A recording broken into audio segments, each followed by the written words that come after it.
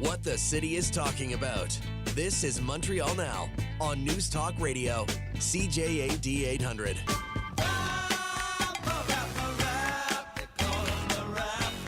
That is James MENNIE. He is over at the Montreal Gazette. So, Jim, let me begin with the Northvolt story, if that's okay. We find out this morning, and by the way, you know, this is one of those stories where you first hear the headline. If you don't dig down any farther, you'll think this is terrible news because this is happening here, but it's not. Northvolt announces it's laying off 1,600 employees in Sweden. But there are ramifications. At least that's sort of what the idea, I think, is here when you hear the opposition speak, right?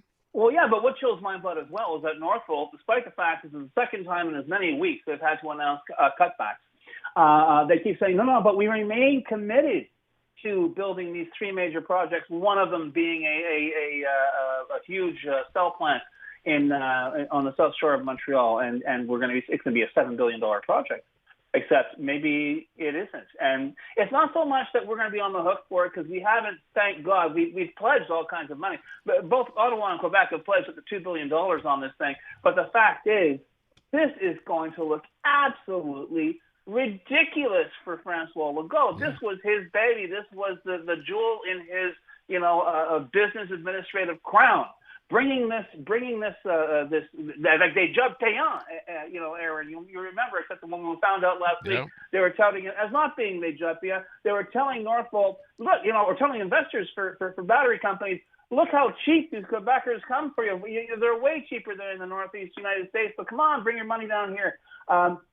It seems every day, or at least every week, a new layer gets pulled off this onion, and it stinks worse than the one that was pulled off the week before. And this is the kind of thing normally that you can try and distance yourself from, but of course the PQ is having a field day with this.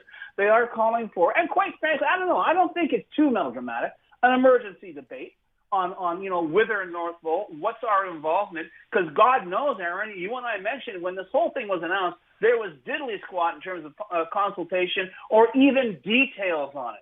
And I'll never forget, you're the one who said, it's really impressive, but what happens if, the whole electric thing goes south? And guess what, Aaron? It's heading south. I think it's high time that this government was called to account, and not by the people Francois Legault describes as anarchists, but by opposition parties who are going to turn around and ask them questions that we all should be asking because this is our money. I don't really know how much of it has been spent yet. I don't know how much we're on the hook for with Northvolt, whether there's any commitment down the road, but certainly we need answers. And the fact that we're getting information on this about every other week from Stockholm does not fill me with confidence. Yeah, and to my point, the opposition didn't waste any time. I know we had a clip of Paul St. Pierre Plamondon calling him out. I see Eric Duham's already posted online. So there will be some hard questions being asked here. Absolutely. And you know what the thing is? The bigger echo on this story, of course, isn't so much or Northvolt per se, but the whole electrification plan itself. And you and I have discussed this in the past. If the people who make batteries, who exist, whose main mission in life is to make batteries for electric vehicles, are saying, you know what, we're facing some headwinds right now from the automobile market and the state of the industry itself, I think everyone should take a deep breath.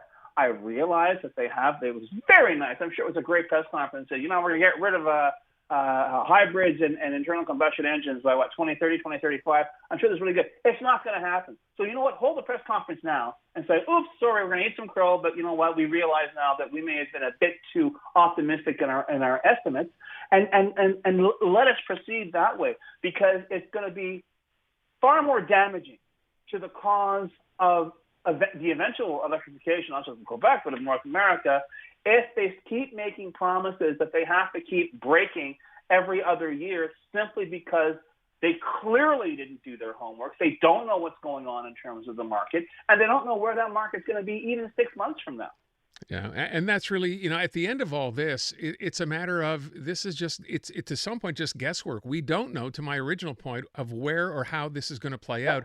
That's an awful lot of money to have riding on the table and not really knowing how it's going to turn out. So it's certainly fair for the opposition to start asking questions. And don't forget, because, this is les jobs payants, a big feather in Francois Legault's hat, they had earmarked, how can I put it, like credits of energy. They had earmarked megawatts of energy for this development. and it's sort of being put aside. They're doing all their calculations, presuming that Northvolt will be up and running. We don't know that for a fact. Mm-hmm. And the fact that power is being kept from other projects, or God even help us, residential use, I think some questions should be asked, and asked sooner rather than later. All right, let's move on from that and talk about this apparent OQLF directive that a month and a half after Jean-François Roberge promised it would be modified, it has been, and it seems like a pretty good win for Anglo-Quebecers.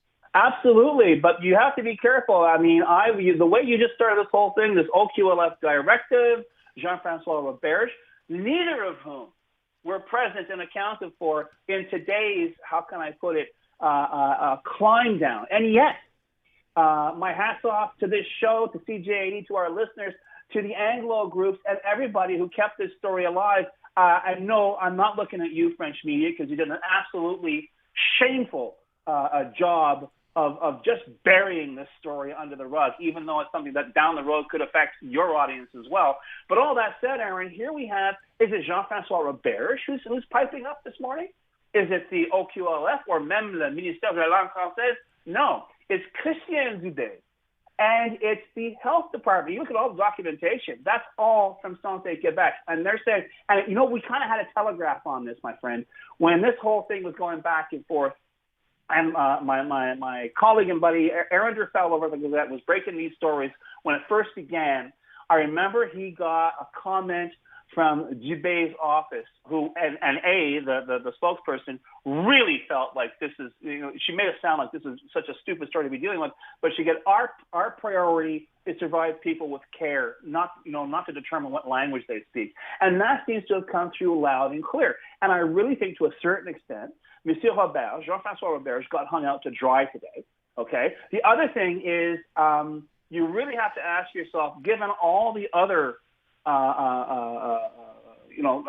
rakes that François Legault is stepping on every other day, whether a lot of this nationalist, Anglophobic, basic populist garbage designed for his Anglo-hating base out in the regions is going to have to be peeled away, because it's becoming clear, Aaron, that even the stuff that the French press does cover, they're not doing very well. So I think they first want to get disentangled from this and make themselves look good, because this story has gone national, and I think would have gone national in a bigger way if they hadn't backed down. All that said, I hate to say it, but I think you know as well, it's only a matter of time till you and I are discussing about the overzealous hospital employee, the overzealous hospital administrator who turns around and says, no, on peut pas parler anglais. Toi, là, c'est la loi de la nation québécoise. This is the real damage. When I say the damage that the CAQ has done to Quebec, this is what I mean. It's the kind of instilling in people who otherwise would keep their bigoted mouths shut, that they have some license to proceed, because that's what the Quebec nation requires of them. Yeah, well, you know what? To your point, I'm hoping that's not inevitable, but it's hard to believe it won't be, because I'm sure we'll hear. I'm hoping we don't. I think everyone hopes we don't. I hope this settles at all, but it won't. We have wasted so much oxygen talking about what is essentially a bureaucratic creation, what is essentially, in the harshest, in the coldest terms, it's a non-story. But guess what? We're talking about it because these guys do not govern. They engage in performative politics. So maybe, and who knows, maybe in a week or 10 days, they'll give us something else stupid and petty to talk about now that they basically got swatted away from healthcare. All right, let me get to this last thing, because it ties into my question today. Read a story over the weekend out of Toronto where the provincial government, Doug Ford's government, telling the city, or stepping in to tell the city of Toronto, hold on expanding your bike path network. How about doing something to make the gridlock better? So if you have to use, reserve lanes or car lanes for this, that's not going to work. And my question was simply, is it time we started thinking about doing that here $525 million later in bike paths? Oh, absolutely. And I think the future of the city is hanging in the balance with this idea that Projet Montreal treats the second largest city in Canada as a kind of